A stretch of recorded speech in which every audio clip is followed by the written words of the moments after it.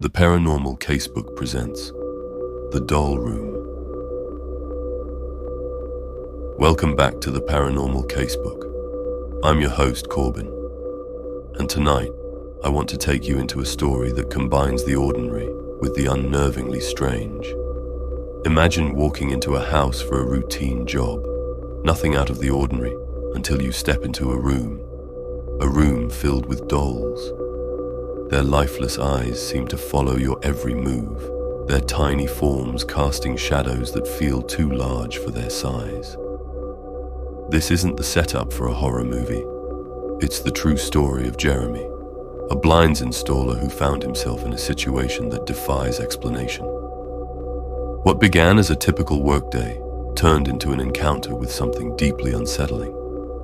Were these just dolls, or was there something more sinister at play? Tonight, we'll explore Jeremy's experience, from the creeping unease of his first visit to the chilling events that unfolded when he returned. So dim the lights, settle in, and let's open the Paranormal Casebook. Jeremy had been working as a contract blinds installer for a few years. It wasn't glamorous work, but it paid the bills and gave him the freedom to set his own hours. He'd been to all kinds of homes, modern apartments, sprawling mansions, cozy suburban houses.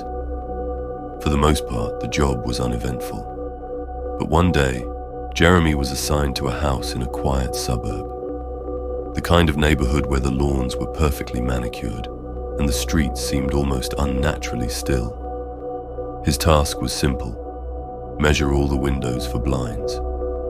When he arrived, the homeowner greeted him warmly, a middle-aged man who seemed friendly enough. The house was unremarkable, at least at first glance. It was a standard two-story home with a living room, a kitchen, and a few bedrooms upstairs. Jeremy moved from room to room, jotting down measurements and noting the style of each window. Everything was going smoothly until he reached a room at the end of the upstairs hallway. The door was slightly ajar, and as he pushed it open, he was met with an unexpected sight. Dolls. The room was filled with them, shelves lined with porcelain dolls, rag dolls, and even a few ventriloquist dummies. Some were propped up on chairs, others arranged neatly on shelves, their glassy eyes staring straight ahead. Jeremy felt a chill run down his spine. It wasn't that he was afraid of dolls, but there was something about the sheer number of them in one place that made the room feel off. Still, he had a job to do. He shook off the unease and got to work, measuring the windows and doing his best to ignore the feeling that he was being watched. One doll in particular caught his attention, a porcelain doll encased in a glass cabinet. It had dark, painted eyes and a delicate lace dress. Jeremy couldn't explain it, but the doll seemed to radiate an unsettling aura, as if it were aware of his presence. After finishing the measurements, Jeremy left the room and headed back downstairs. He handed the paperwork to the homeowner, who thanked him and said they'd be in touch once the blinds were ready. For Jeremy, the job was just another day at work. At least, that's what he thought. But a few weeks later, Jeremy was called back to the same house. The blinds were ready for installation, and the homeowner had scheduled a time for him to come by. He arrived at the house, tools in hand, and set up a staging area in the front hall. Everything was going smoothly until he returned to the doll room. The moment Jeremy stepped inside, that same sense of unease washed over him. The room felt heavier, the air thicker. The dolls were exactly where he remembered them, or so he thought. As he worked, installing the brackets for the blinds, he couldn't shake the feeling that something was off. Every time he left the room to grab a tool or check a measurement, he swore the dolls weren't in the same positions. At first, he tried to laugh it off. "It's just your imagination," he told himself. But deep down, he wasn't so sure. One doll in particular seemed to demand his attention, the porcelain doll in the glass cabinet. Its dark eyes seemed to follow him as he moved around the room, and Jeremy couldn't help but glance at it every so often. The house was silent, save for the sound of his drill and the occasional creak of the floorboards. Then came the sound of the door closing. Jeremy froze. How did the door close? He went to the door, admittedly thinking it could be locked, but it opened just fine. He went to his toolbox in the hall and ran into the owner, who told Jeremy he had to close the door because of the drill sounds. Jeremy felt relieved, as this was affirmation that all the eeriness could be rationally explained. He tried to focus on the task at hand, but the unease continued to gnaw at him. Every time he stepped out of the doll room to grab a tool from his staging area in the front hall, he swore the dolls were shifting positions. At first, it was subtle. A doll that had been sitting on a chair now seemed to be leaning forward slightly, as if watching him. Another doll, propped against a wall, seemed to have turned its head ever so slightly. But the porcelain doll in the glass cabinet, that one stayed the same. Its dark, painted eyes seemed to lock onto him every time he glanced in its direction. Jeremy brushed it off as his imagination. After all, he was surrounded by dozens of lifeless dolls. The uncanny valley is a real thing. It wasn't surprising that his mind might play tricks on him. Still, the atmosphere in the room was oppressive. The air felt heavy, and Jeremy found himself glancing over his shoulder more often than usual. Jeremy finished the job and left the house to his great relief. A couple of months later, he was scheduled to return to the house. He bucked his doubts and faced his return with a standard professionalism. The owner welcomed him into the house and pointed to some boxes in the hallway. He explained that these were the new blinds, as they didn't like the other ones. Jeremy asked himself, what did he mean by they? Was it the owner's family, or was it the dolls? He pressed on, going to the room and facing that uneasy feeling. He noticed some unusual damage on the blinds. Some of the slats were cracked and bent, as if they had been struck with some force. Jeremy removed them and used his drill to remove the brackets. He turned around and noticed the door was closed. It must have been the owner who once again closed it. Jeremy took the old damaged blinds downstairs, unpacking the boxes. He took the new blinds to the doll room and started to install the brackets. As the sound of his drill halted, he heard a couple of thuds behind him. Two dolls that had been sitting neatly on a shelf were now on the floor, lying side by side, as if they'd fallen or jumped. Jeremy's heart raced. He knew he hadn't touched those dolls, and there was no draft in the room that could have knocked them over. He considered leaving the dolls, but couldn't shake off how unprofessional it would seem to leave a room with such careless disregard. He bent down to pick them up, his hands trembling slightly.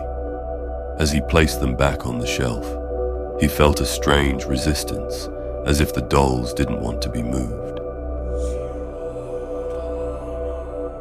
Jeremy shook his head, trying to dismiss the thought. "You're just psyching yourself out," he muttered. He turned back to his work, determined to finish the job as quickly as possible. But as he placed the first set of blinds into its brackets, something even stranger happened. A loud thud echoed behind him. Jeremy froze, his drill still in his hand. Slowly, he turned around. The porcelain doll in the glass cabinet was now leaning against the door of the cabinet, its face pressed against the glass. Jeremy felt a chill run down his spine. He knew he hadn't touched the cabinet. It had been closed and secure when he first entered the room. Jeremy took a step back, his heart pounding.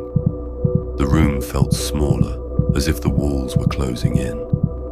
He glanced at the door. considering whether to leave and come back later, but he didn't want to seem unprofessional, and he was almost done with the installation.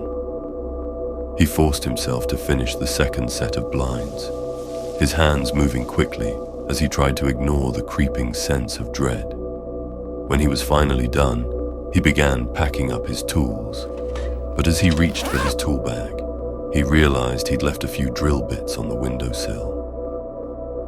Jeremy hesitated. The thought of going back into that room made his stomach churn, but he couldn't just leave his tools behind.